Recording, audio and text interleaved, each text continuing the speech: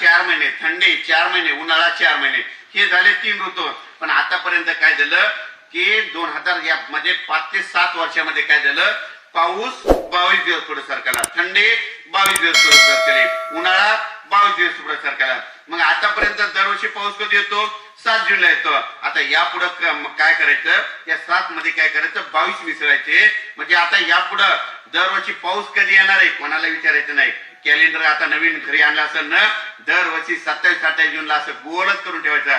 दरवर्षी तुमची 27-28 जूनला पेरणी होणार, ते कायमच लक्षात ठेवायचं.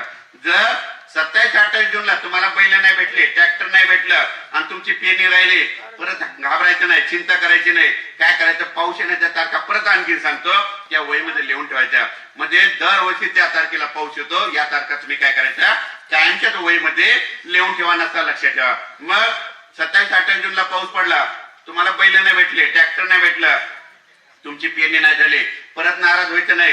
काय करायचं, 10 जुलै ते 15 जुलै, 10, 11, 12, 13, 14, 15 ही अशी तारीख आहे. महाराष्ट्रामध्ये प्रत्येक जिल्ह्यात, प्रत्येक खेड्यात, प्रत्येक तालुक्यात या 5 दिवसामध्ये पाऊस पडतो आणि राहिलेल्या सालेल्याची सगळ्याची पेरणी करून टाकतो. म्हणून ही एक तारीख लक्षात घ्या. त्या तारखेचे एक वैशिष्ट्य सांगतो. काय होतं, पंढरपूरची यात्रा दरवर्षी कधी असते, कधी 8 जुलैला येते, कधी 9 जुलैला येते, कधी 10ला येते, कधी 11ला येते. मग आपले महाराज काय म्हणतात, पंढरपूरची यात्रा परतले की पाऊस येतो. मग ती तारीख कोणती आहे, 10 जुलै ते 15 जुलै. त्याच्यानंतर काय करा, परत पावसाची एक तारीख लक्षात घ्या, 18 जुलै आणि 19 जुलैला या 2 दिवशी महाराष्ट्रामध्ये 80% दरवर्षी पाऊस पडतो. म्हणून हे पाऊस येण्याची तारीख लक्षात घ्या.